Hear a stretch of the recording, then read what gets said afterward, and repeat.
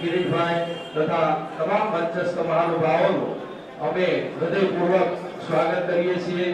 સેવા સેતુ કાર્યક્રમના 10મા તબક્કામાં બોટાદ નગરપાલિકા વિસ્તાર માટે જે 2 કાર્યક્રમો કરવાના છે એમાંથી આ નગરપાલિકા આપણે મંચસ્થ મહાનુભાવોને વિનંતી કરીએ કે તેઓ દીપ પ્રાગટ્ય માટે ઉપસ્થિત થશે કે તેઓ આ ઉપક્રમને તાળીઓના નાદથી વધાવી લેશે। નાગરિકોને લાભ મળી શકશે અને લગભગ 12 આ ઉપક્રમ વધાવી લેશો। હવે આપણા માનનીય ચીફ ઓફિસર શ્રી ગોસ્વામી સાહેબનું જોરદાર સ્વાગત કરશે ચિન્મયભાઈ મિત્રો, પૂર્વ પ્રમુખ શ્રી બોટાદ નગરપાલિકા બોટાદનો હંમેશા સેવા માટે તત્પર અડધી રાતનો હોકારો એવા આપણા જોરદાર તાળીઓના નાદથી વધાવી લો। વોર્ડનું બંધન રાખ્યું નથી, નજીકના કોઈ આવે તો એને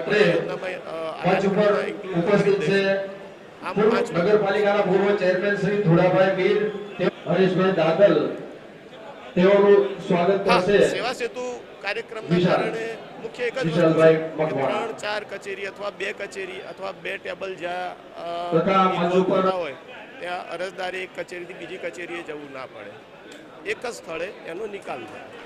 એક પ્રમાણપત્ર લઈને પ્રમાણપત્ર સાથે દાખલો લઈ લેવાનો, એક જગ્યાએ એનો નિકાલ થાય, અરજદારના ધક્કા બચે, એક જ સ્થળે નિકાલ, એનો ફાયદો છે। રૂક્ષાનાબેન રફીકભાઈ માકડા, આપ સૌ તાળીઓના નાદથી આ ઉપક્રમને વધાવી લેશો। સહાય આપી છે અને બહુ બધી રીતે ધક્કા બક્કા કાંઈ નથી પકડાવતા, બહુ સારો છે। ઘણો ફાયદો થાય છે અને ગરીબ માણસોને ઘણી જગ્યાએ બધાને ફાયદો આપે છે, બહુ જ સારું છે। તો ઘણી તકલીફ પડે, ધક્કા દોડાને કરવા પડે, પણ તેથી અહીંથી કોઈ ધક્કા દોડા નથી કરવામાં આવતા। વિનંતી કરીએ કે તેઓ શોપ લાયસન્સનું અને 50,000 ફાયદો અને આજે 50,000નો ચેક આપ્યો અમને સ્વીકાર કરશે। PM સોની। ખૂબ આભાર સાહેબ।